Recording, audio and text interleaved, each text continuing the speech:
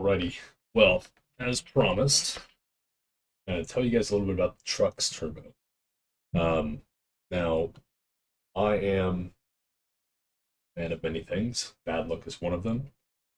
And on our last camping trip, we had an injector failure, whether it's through bad fuel or just lack of maintenance before I really got my hands on things. Fuel filtration in these trucks is really common for problems. So we had piston number 5 melt. Now, EGTs for this motor, 1325 was peak EGT, which is 200 degrees colder than stock. So wasn't tuning related, nothing weird, just old parts. Shit happens. So, the truck was towing, getting 13 miles a gallon, which is just unbelievable. We're very happy. Everything was very nice and crispy and great running truck. So, when the engine was replaced, I elected to go with a cam from Hamilton Cams. That's their 178-208. And in doing so, the factory turbo is going to be extremely imbalanced when it comes to compressor to turbine ratio. Now, this is right here next to me. This is the S362SX-E. Actually, this one, technically the S361SX-E. This is the gold standard for a 5.9 Cummins wanting to tow, wanting to do anything for a single turbo application. This is the drop-in way to go. And this thing, along with a 0.7 AR turbine housing, non-wastegated, should be kind of that perfect balance of compressor. Now, I didn't go with this, and I'm going to show you guys exactly what. So, a non-wastegated turbo setup is going to be making boost based on fueling for the engine. And when you have more fuel in a diesel, you're going to make boost, pushing more mass through that turbine wheel, and you're going to make boost. So, in this scenario, let's say that we're running right around 40 pounds boost. So we'll say that 3.8 pressure ratio, which that's over here. This 3.8 pressure ratio right here.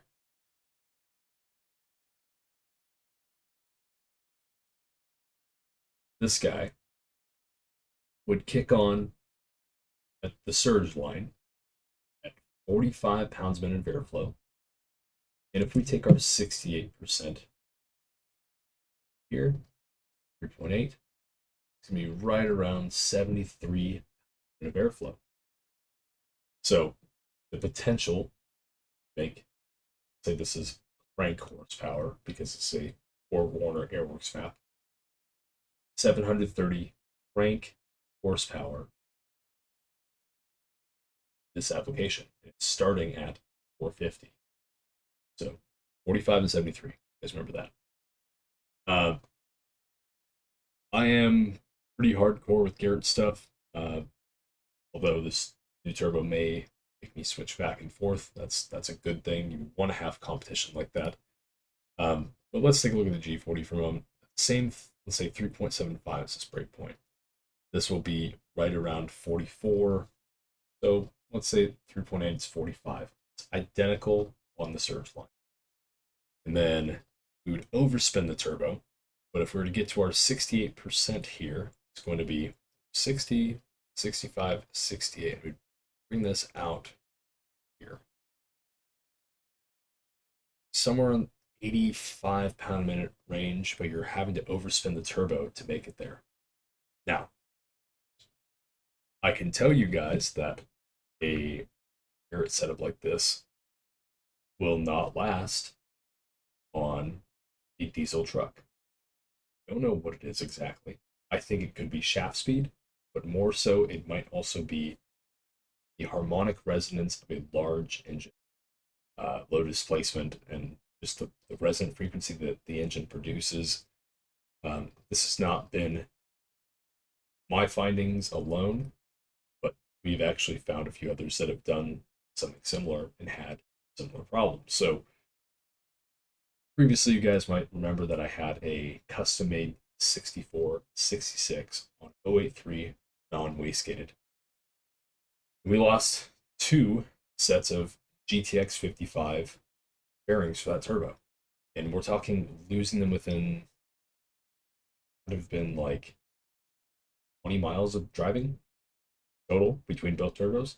So it knocked it out. And it was not an oiling issue. It was not feed, drain, anything to do with that. It just doesn't like being on the diesel. There was a possibly new client of mine, G40-900 based turbo, exactly like what's on the screen right here, on a 6.7 Cummins, completely stock injectors, everything else, lost bearings. And this is, again, low mileage. It absolutely kicked ass. This thing on his particular truck popped out at about 2,600 RPM before having back pressure issues. Again, for him to continue pushing that to redline would be exceeding the turbo's compressor ratio, or compressor on this side. So your RPM, your max RPM, you would have most likely been in the 140,000 range. So without comparing this to the stock turbo, I just want to show you guys the overlay of this. It would come on the same as the 361 and carry out about 10 pounds a minute later. Cool. Xona rotor had 2 really good offerings for this particular thing. This one more specifically was a 6469. This thing is a beast if you look at the numbers. So if we do the same 3.8, when we come in at 40, that's now 5 pounds a minute earlier, surge line. And then we're carrying out to our 68% right here at 84-ish. So carries just as far as the Garrett without being overspun, with 5 pounds a minute less surge. So this would have been an amazing choice. The issue with this is the bearing package sizing does not fit very well. And currently no one on the market wants to do this to produce this compressor housing, this bearing assembly, and something around a 0.8 or 0.7 A over R for the turbine housing. So because of that, you have the expensive option being hard to find, being hard to make, so on and so forth. Without doing individual breakdowns of the compressor efficiency and how it's going to do for each, this would have been one of the top contenders. Okay. Like you're over 70% from 50 out to 80 minute airflow at boost pressure at sea level. And so it would have been an absolute monster. Great looking turbo design, great setup. And I do want to note that earlier on I said that the 62 for towing is optimized on the 0.7 area for our turbine housing. Well, we're trying to match this compressor to turbine ratio here. And what I'm about to show you guys, and this was a 62 and 64, and this is going to be a 68. Well, the balance is going to be changing because we want to keep that same turbine size, but I want to upsize the AFR to match the new flow. We're trying to get that ratio correct. So the next one would be a 68, and I'll probably pull up the 368SX-R. But this here is going to be 47, same pressure ratio, and then carrying out to about 94. This would have been too big for the truck. This would have been laggy, smoky mess, not happy. So, full turbo, really efficient download. This would be like, here's your pump gas numbers, here's your whatever for like a gasoline engine. 30 pounds of boost. It's kicking ass, but this is not really set up for diesel stuff. It's good. Don't get me wrong. It's very good, but it's not diesel oriented. And then we pick up what I ended up purchasing. This 3.8 comes in about 42, so almost as good as this 36 or this 6469 Xona. And then it carries out to here. So this carries out the 85, 86 on the dot. So this has a wider power band than the G40-900, wider power band than the 362 by a massive, all while having pretty high efficiency. So the one thing with SX-R series is that they're offsetting the peak efficiency for the broadness of moderate efficiency. So where this turbo will have in the 80 and high 70s, and the regions are pretty good for sizing. See, for diesel, this thing runs out of speed. Can't do that. As good as this turbo is, it just does not want to survive. The bearing assembly will not handle it for what we need for this pressure ratio. This is a low pressure ratio design turbo. Just like this one, low pressure ratio design turbo. This, on the other hand, if we were to put 50 pounds of boost on it, it's going to kick ass. It's going to keep going. It's kind of where this is optimized. And if we look, let's pull this up.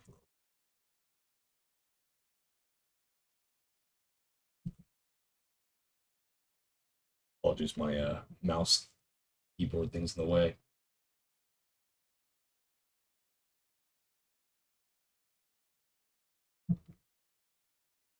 Now, let's say I had a Cummins 6.7. The same guy that overspun his G40-900. This is what I'm going to be doing for him. And so let's say he does the same 3.8-ish ratio, right around here. Coming in at 50 pounds a minute and carrying out to a whopping 95. So that thing is going to wake up that truck. 95 compared to this would have been, if we're overspinning it at best, we're going to have like 84. If we're not overspinning this turbo, we would be stopping right here, 73. So it's on par with the S361 SX-R. So BorgWarner looks like they knocked it out of the park for the application that I'm talking about right now for diesel trucks, specifically Cummins. Why did I not go with this one? My personal choice, well, it's too big for towing. The right match for this on this turbine wheel, which is, I believe, a 68 millimeter, right around there, is a 0.91 A/R. And by the time I get that matched out with a 0.91, this, our truck wouldn't wake up till 2400 RPM on a 5.9. 6.7 is a completely different motor design.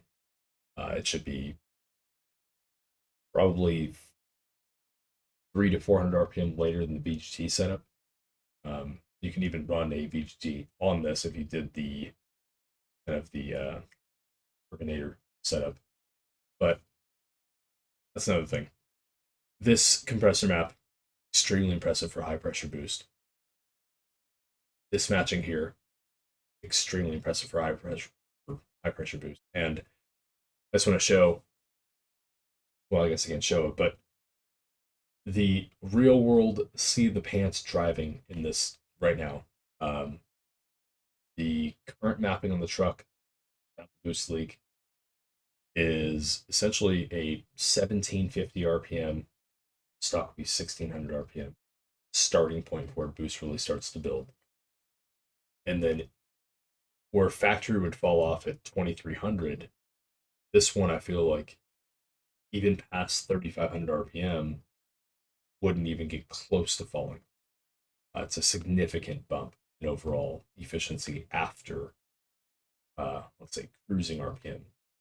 So with a 410 gear set on a 5.9 Cummins, which is what the towing package would have come with, what you're getting is your highway speeds of 65 miles an hour to 67 miles an hour, 2100 RPM, right around there. So if you're towing with fifth wheel at highway speeds and you lay into it, it's there. Everything's there. It's not too much of an issue to where uh, you're having to wait to build boost. It's pretty much on demand. And for being only 150 RPM later than stock, you're getting this incredibly impressive early power band that then carries out. So the width of the power band is significantly later than what we would have expected, um, because it just flowing. So again, real quick, I'm going to compare this to the 361, which here at 45. The 361 is actually coming in later based on the surge line. Then the surge line would be right here at 42, 364. Same boost pressure. And on this top end, 68% right here, 72 ish. I can't see, the camera's kind of in the way. 73 ish.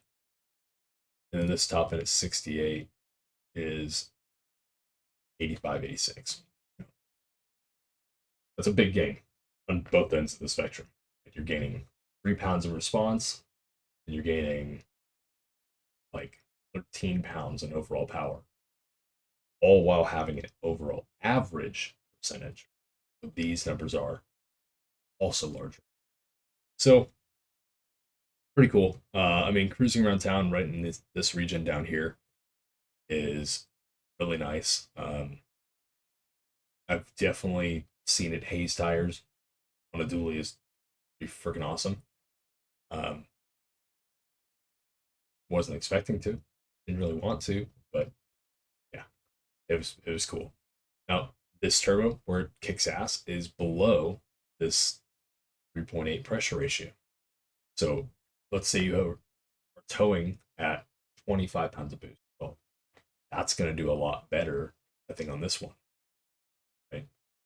But because these trucks always run around 40-ish, we're way up here, and that's kind of what disqualified the G series. And of course, this was just too big. But anyways, that's kind of a end-up result of good matching, app, phone calls, data. Um, I try to do this where it's educational and where all of this information is easily accessible. But these are somewhat expensive to find out. They're definitely projects, if you want to put it that way. And I haven't mismatched a turbo to a vehicle yet. So I would say of the over 30 vehicles that I've matched turbos for, every single one of them is exceeding what was expected of the vehicle, whether it's in better response, better power output, so on and so forth. So I really implore you to reach out if you have any questions on this sort of stuff. I will make it even easier to purchase a package like this. I actually go through and match turbos based on your budget and your drivability, your altitude, stuff like that. I will match these turbos for you to where when you go to buy something, which you can buy it from me, we help you out with that too. Um, you know what you're getting, matched accordingly, and we can back it up with turbo speed, back it up with map to emap ratios. We can, back it up with real data, and trying to make this to a point of if I become this resource of the internet, so many different ways. It's going to grow me as a person because I'm interacting with a lot of amazing people, but it's also going to benefit these multiple car communities, whether it's, truck stuff or the rotary stuff, which I've been doing for ages, the Honda stuff that I've been doing for way longer than that, um, suspension stuff that we've gone over a little bit in detail before. But this is for sure one of my golden favorite things to do. So hope you guys enjoyed that. Yeah, got an optimized turbo for 5.9 with the Cummins, and it's got a badass Hamilton tow cam, and that cam reads down low. So I guess that's about it. Catch you guys next one. Cheers.